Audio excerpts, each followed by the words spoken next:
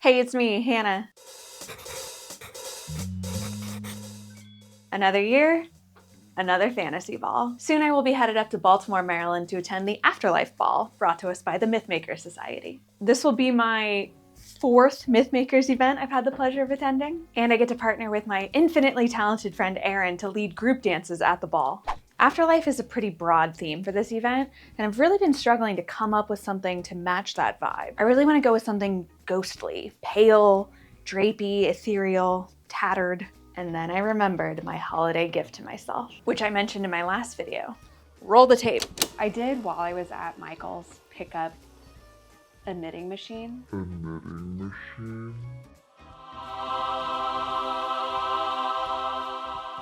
So with a few quick searches, I was able to find some inspiration in the form of Povuk on Instagram. I also found a tutorial on how to make a distressed sweater on a circular knitting machine from Kiera here on YouTube. And most importantly, I found the audacity to believe that I can crank my way into a beautiful, ethereal, ghostly gown to wear to the Afterlife Ball. Let's break it down. This dress needs to strike a balance between protection from the cold January night, as well as ventilation for those high energy group dances, which is a huge reason I want to go with a distressed knit look for this gown. That and new choice. But distressed knit means sheer. So I'm gonna need a base layer before I do anything else. And I learned my lesson from the last ball I went to, where undergarments weren't considered until the last minute, and booty was on full display. So let's make a bunny suit to go underneath the gown. Even though I've already successfully made a bunny suit using an Arania black pattern and pretty much have that ready to go, I'm gonna try out the Yaya Han bunny suit pattern from McCall's. That's McCall's Costumes M7398. So let's get to measuring and cutting.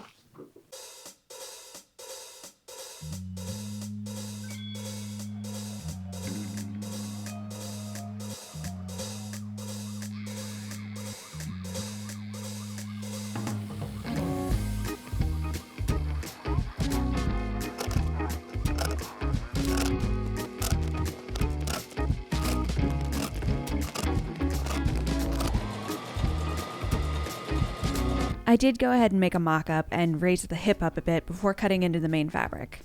Please enjoy this quick bunny suit montage.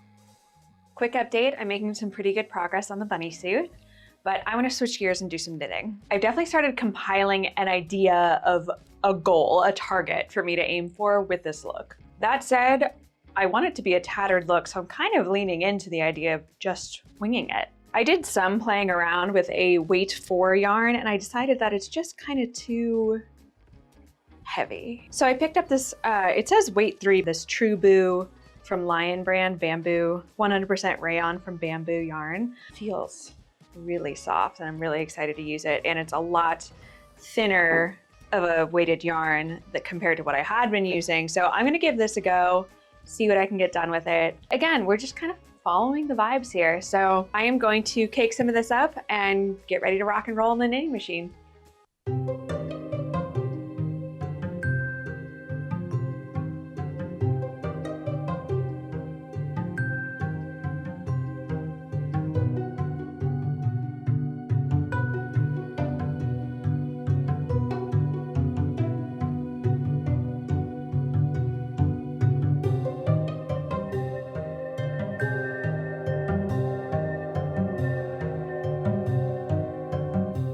Using the circular knitting machine is pretty easy, and there are loads of tutorials out there on how to cast on, knit either tubes or panels like I'm doing, and how to cast off, both with and without the waste yarn.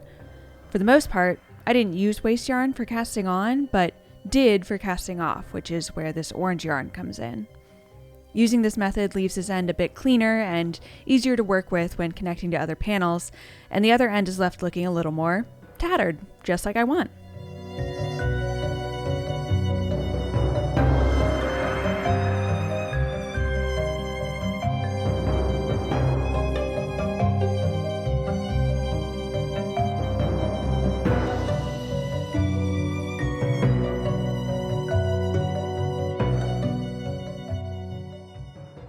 I have 2 panels done. This probably took me 45 minutes each, maybe, and that's because I'm going slow and trying to make sure I do this pretty right. I'm still torn about what I want to do with these panels. They're definitely too long at this point to make sleeves of any sort. I was thinking I could do like a long like tube dress and I don't know, add some triangular pieces at the bottom to kind of get a fit and flare look. Or I could use these panels to build up some squares and do 2 squares and essentially make 2 squares, overlap the 2 squares, and then drape them down to be like a handkerchief skirt or something like that. Something a little more fairy, ethereal, naturey. But because it'll be in this fabric material, it will look a little more ghostly and a little more, yeah, tattered. So that's what I'm thinking for now. So I think I'm just gonna sit and crank out some panels and just see how many I can churn out. And then we can start to put some together once I have a few more ready to go. I also have some glow in the dark yarn that I was thinking I could like randomly add to different parts of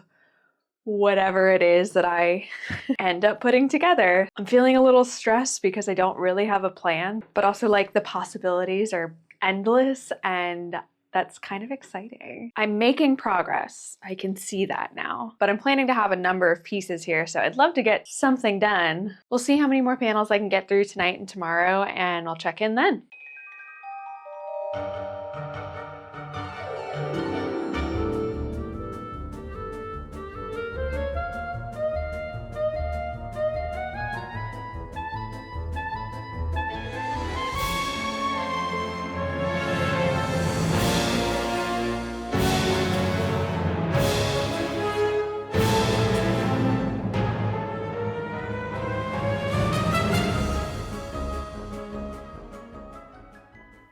Whew. My cranking arm is getting tired.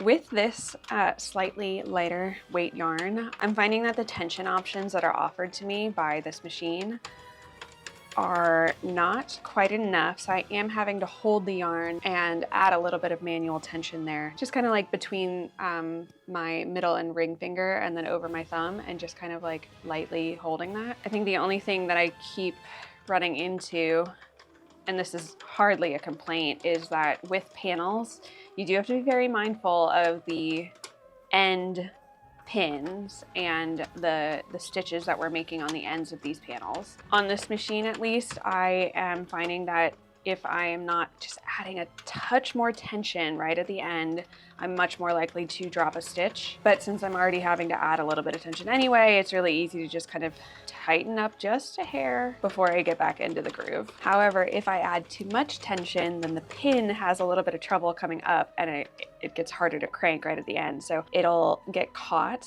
and I'll just have to push it down. Just something I have to be mindful of as I'm working through this. I haven't yet decided if I want to purposefully distress this part of the outfit. For now, I'm just gonna crank away and kind of let natural mistakes take place, and then we can go from there. I haven't done the math on how many panels I'm going to need in order to achieve a sort of squared look, much less 2 squares, but that sounds like future Hannah's problem.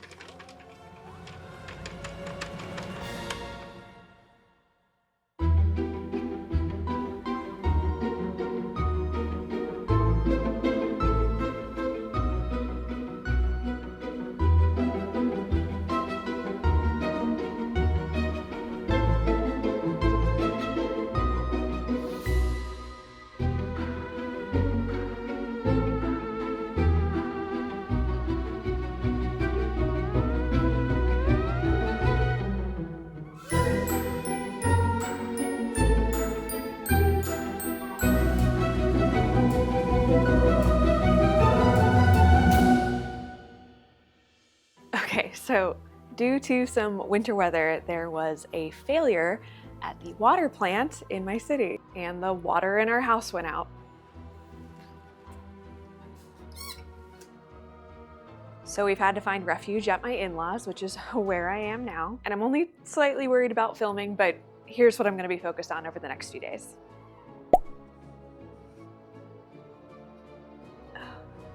Forgot to measure these. Is there measuring tape in this drawer, do you think? Yup. I have 10 panels completed, measuring about 9 by 42 inches each, and I have just started the process of sewing them together. But good news, I have found a pattern, or less a pattern and more of inspiration. I found this photo in a Reddit post, and I think I have a good enough idea of how I can achieve this look for myself, hopefully avoiding too much bulk in the overlapping bits. Though that's definitely something I am concerned about. I think I have enough of these rectangular panels to make up 2 of the 4 necessary square panels that I'm gonna need for this dress. So I'm gonna have to crank out 10 more of these, probably gonna have to go pick up some more yarn, sew all of them together, configure them like they are in the photo, and then sew up the sides and the top corners. I am so relieved to have a plan together. I am still nervous about whether or not this is going to work, and I do not have a backup plan. So let's go. While I'm cranking out these last 10 panels, let me show you the step-by-step of how I am making them and making them distressed. First, it's worth pointing out that this is a 40-pin circular knitting machine. Being sure to leave a lengthy tail, I cast on.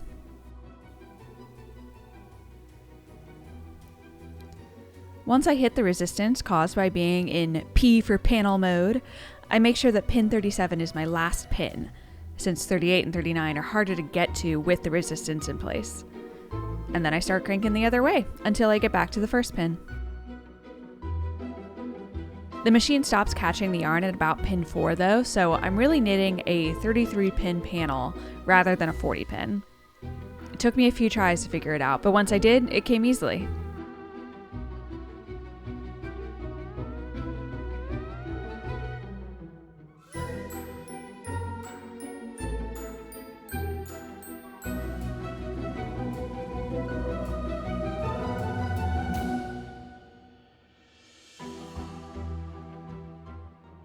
To add the distressed look, I intentionally skip a pin, first by pulling the current row out from under the hook before the pin lowers, and then by picking the previous row's yarn from the ridge, so that that pin has no yarn on this row.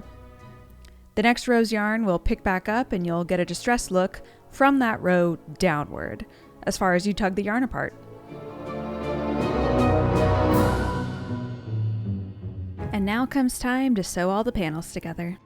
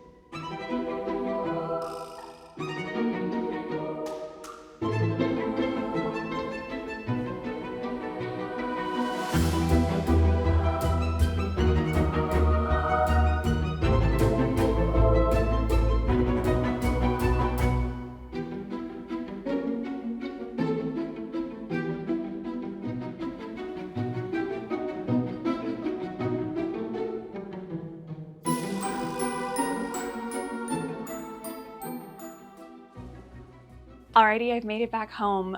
We have water, but more importantly, I have 4 panels. So now that these are all constructed, what I'm going to do is pin them up and figure out the exact placement of each of the stitches that I'm gonna need in order to create this 4-paneled dress gown situation. And I guess hope that these panels are the right size and we can make a dress. I would love to wrap this up today, so let's get after it.